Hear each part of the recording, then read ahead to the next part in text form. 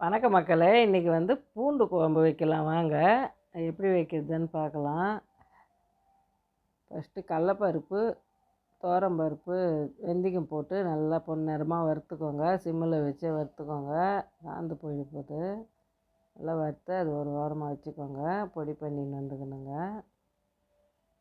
அதே சட்டியில் பூண்டு போட்டுக்கோங்க. ஒரு 3 பூண்டு எடுத்துக்கணும். சீரகம் கொஞ்சம் தண்ணி ஊற்றி நல்லா பூண்டு வேகட்டுங்க. உடம்புக்கு அவ்வளோ நல்லதுங்க. குழந்தைங்கள்லேருந்து பெரியவங்கலேருந்து சின்னவங்க வரைக்கும் சாப்பிட்லாம். நல்லா பூண்டு வெந்தது அந்த தண்ணி இருத்து தனியாக வச்சுக்கோங்க. தண்ணி கீழே ஊற்றிடாதுங்க.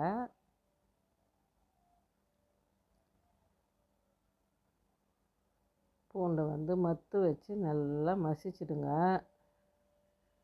நீங்கள் ஒரு வாட்டி இந்த குழம்பு வச்சு பார்த்துட்டு கமெண்ட் பண்ணுங்கள். அவ்வளோ டேஸ்ட்டாக இருக்குங்க குழம்பு. அது ஒரு வாரமாக வச்சுக்கோங்க. புளி ஒரு நெல்லிக்காய் சைஸ் புளி ஊற வச்சுட்டுங்க. உப்பு போட்டுக்கோங்க. புளியில் நல்லா ஊறட்டும். நல்லெண்ணெய் ஊற்றிக்கோங்க. நல்லெண்ணெய் தான் டேஸ்ட்டாக இருக்குங்க இந்த குழம்புக்கு. நல்லெண்ணெய் எண்ணெய் காஞ்சதை கடுகு போட்டுக்கோங்க. கடுகு பொரிஞ்சது வெங்காயம் போடுங்க. நல்லா வெங்காயம் பொன்னிறமாக வரட்டுங்க. தக்காளி போட்டுக்கோங்க. தக்காளி கம்மியாகவே போடுங்க. அதிகமாக போட்டால் டேஸ்ட்டு கம்மியாகிடும் குழம்பு.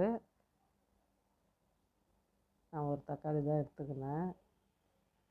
மஞ்சத்தூள் போடுங்க. காரத்துக்கு ஏற்ற மாதிரி மிளகாத்தூள் போட்டுக்கோங்க. நான் வீட்டு மிளகாத்தூள் தாங்க போடுவேன். நல்லா வதக்கிட்டு புளி தண்ணி ஊற்றிடுங்க. நல்லா கொதி வரட்டும். அவ்வளோ உடம்புக்கு நல்லதுங்க பூண்டு குழம்பு. கொதி வந்தது அந்த பூண்டு மசிச்சு வச்ச பூண்டை ஊற்றிடுங்க. அந்த பருப்பு வெந்தயம் வறுத்தோம் இல்லை அது பொடி பண்ணி அதையும் போட்டுருங்க. நல்லா கலரி கொடுங்க. இந்த பருப்பு உருண்டை கட்டிடும் பொடி.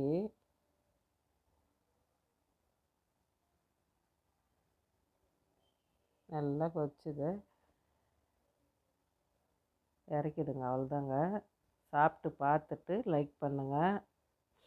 இன்றைக்கி எங்கள் வீட்டில் பூண்டு குழம்பு, வாழைக்காய் பொரியல், பொன்னாமணி கீரை கூட்டு, மாம்பழம்